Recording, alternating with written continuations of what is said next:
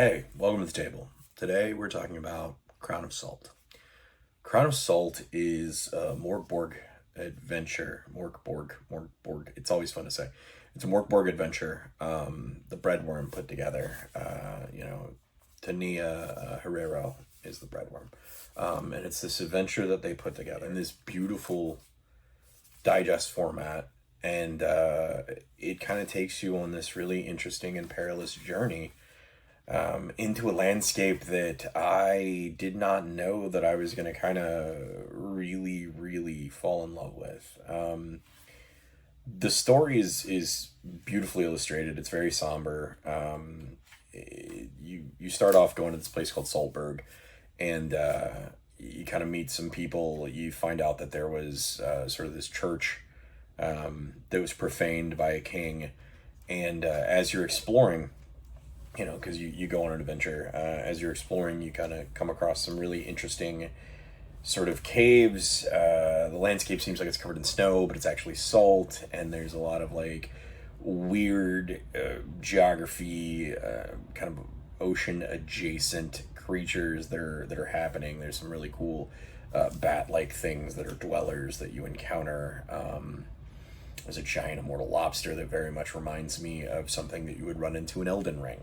And the whole book is the illustrations are gorgeous. There are some really awesome sort of monsters, and there's a transition from like the exterior of where you're going, right? Where as players, there's sort of this transition from like the outside world into the dungeon crawl itself, and the dungeon crawl itself is layered, and there's like this dragon that's in there that's like awful, and it's a ton of fun because what it really ends up being is sort of an exploration of greed and corruption and grief and sort of how those things leave echoes, right? And the art is beautiful, the pacing is delightful. I mean, it won a silver Annie for 2025. It won a silver Annie, which is it should have. It got it for best long adventure, and 100% should have gotten it. I find it really cool how it's put together. The pages are beautifully illustrated, and they're done in such a way that it feels as much of an art book as it does like a gaming book. And it has a system, but this could easily be bent to fit whatever system you're running at your table. So I don't want, if you don't play, Free League's Mörg Borg, if you don't play that, you want to run it in D&D or P2 Pathfinder 2nd Edition, or I mean, I could see this working with Call of Cthulhu rules. I could see it working with basic D6s, and you just come up with a base system on your own, because it's a really cool atmospheric story, and I think it's the kind of thing that I, as a storyteller, I typically live in that space where I always like to be the one behind the screen. I don't really play much, and when I do, it's for a couple of sessions or something, and then the campaign's to story's over or whatever, which is fine because I really do like building stories and telling stories, and I think that's why Crown of Salt really speaks to me, because it feels like it was written in that folklore-y sort of storyteller way. There's a heaviness to it, but it's a heaviness that comes with like a Grimm's fairy tale. It's a heaviness that comes with like something you get in like mythology or a story that's told around the campfire. There's a weight to Crown of Salt in a way that is powerful, and I think it translates really well at the table.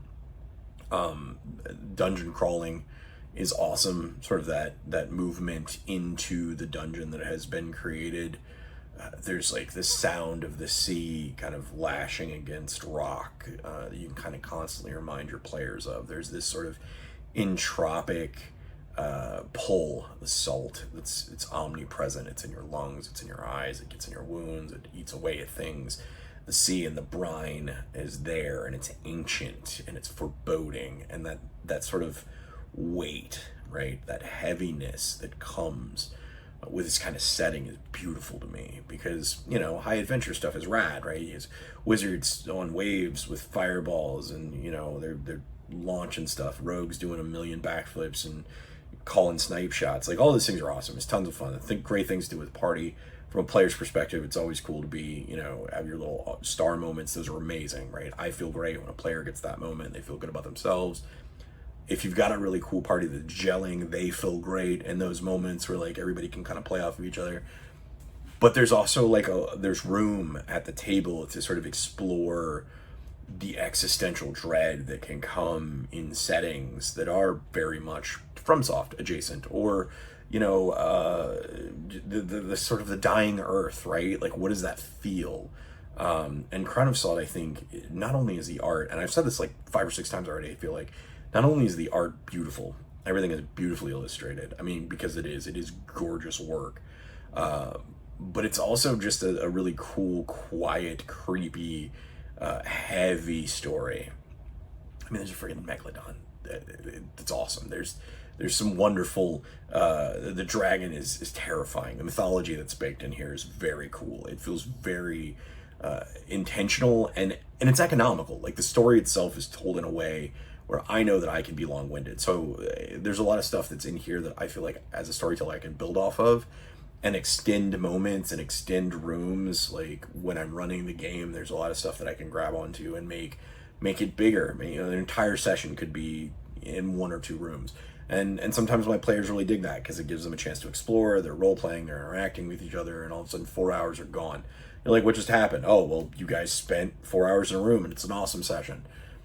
There's room for that. There's room for that sort of, as a storyteller, you to add things to Crown of Salt that you want to add. But if let's say you're starting out, right? Let's say you don't have a lot of experience behind the screen, or you like to run with a lot of guardrails, like Crown of Salt will take you from the beginning to the end arc very nicely. And Mörg Borg says it's a good system to pick up if you don't know how to play it. There's rules, fairly easy to find online. The books aren't that expensive. You get the base rules for this pretty quickly. I'll throw a link. It's awesome, but Crown of Salt itself, I think there's just this beauty to it that makes me really happy. It's something that I think about when people are asking me like what's exciting me, like what's rad, what's new. As a gaming journalist, I look at a lot of stuff. I mean, I'm surrounded by stuff. The stuff I buy, stuff that people are kind enough to send me. Crown of Salt was something I purchased for myself because I saw it and was like, this is it. This is fantastic. And I've bought other things.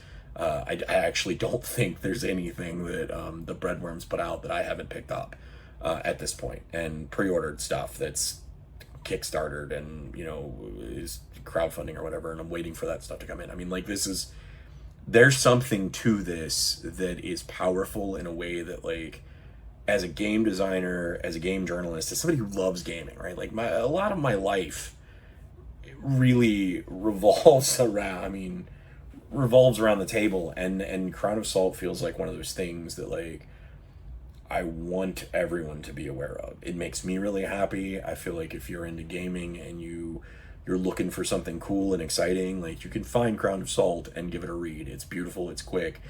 The art's awesome. I say it again. It's a ton of fun.